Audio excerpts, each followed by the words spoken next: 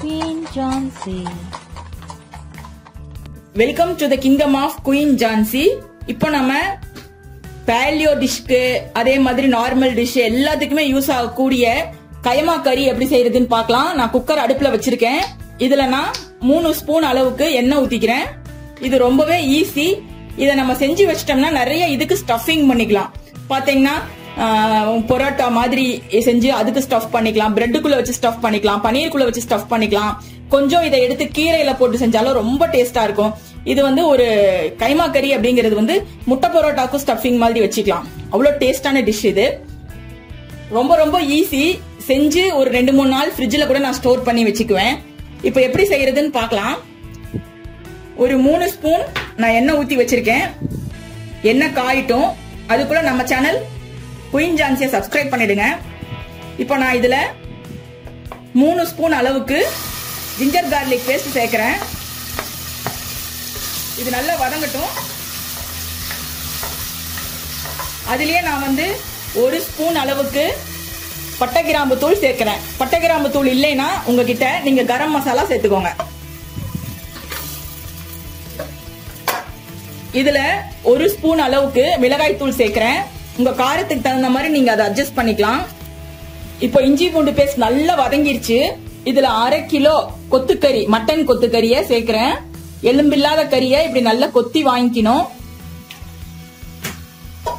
இத சேர்த்து நல்லா பரட்டி விடலாம்.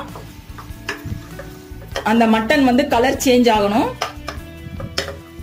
மசாலாவும் எல்லா பக்கமும் படுற மாதிரி பரட்டி விட்டுக்கலாம். பரட்டி விட்டுட்டு தேவையான அளவுக்கு நம்ம உப்பு சேர்க்கணும் இதுல. பட் நான் ஜிஞ்சர் கார்லிக் பேஸ்ட்ல உப்பு இருக்கிறதுனால சேர்க்கல. இதுல கொஞ்சம் இதுல மஞ்சத்தூள் சேர்க்கிறேன், ஒரு 1/2 ஸ்பூன் அளவுக்கு. இதுல 1 டம்ளர் தண்ணி சேர்த்து இந்த குக்கரை மூடி இப்போ நம்ம விசில் போட்டு வேக வச்சுக்கலாம். இந்த மட்டன் கொத்துக்கறி நல்லா வேகணும். ஒரு விசில் விட்டு சிம்ல வச்சு ஒரு 10 to 15 மினிட்ஸ் வச்சீங்கன்னா சரியா இருக்கும். அது உங்க மட்டனுடைய தன்மையை பொறுத்து. ஃப்ரிட்ஜ்ல ஃப்ரீசர்ல வச்ச மீட்டா இருந்ததுன்னா கொஞ்சம் லாங் டைம் விட வேண்டி இருக்கும்.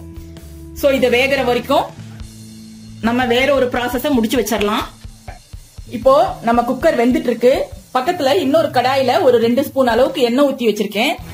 இதுல நம்ம 1/2 கிலோ மட்டனுக்கு 1/2 கிலோ பெரிய வெங்காயம் இப்படி கட் பண்ணி சேர்த்துக்கலாம்.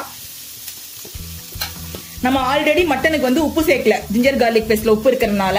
சோ இதுக்கு மட்டும் கொஞ்சமா நம்ம உப்பு போட்டுக்கலாம்.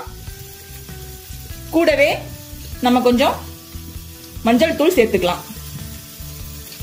நீங்க வந்து ஸ்டஃபிங்கா யூஸ் பண்ற மாதிரி இருந்தா இதுல கொஞ்சம் பச்சை மிளகாய் சேர்த்துக்கணும். இல்ல நீங்க வேற பர்பஸ்க்கு யூஸ் பண்ற மாதிரி இருந்தா காரம் வேண்டாம் அப்படின்னா நீங்க சேர்க்காம கூட விட்டுறலாம்.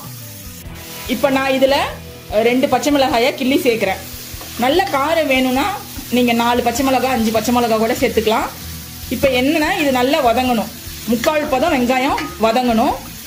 அது வரைக்கும் நம்ம வெயிட் பண்ணலாம்.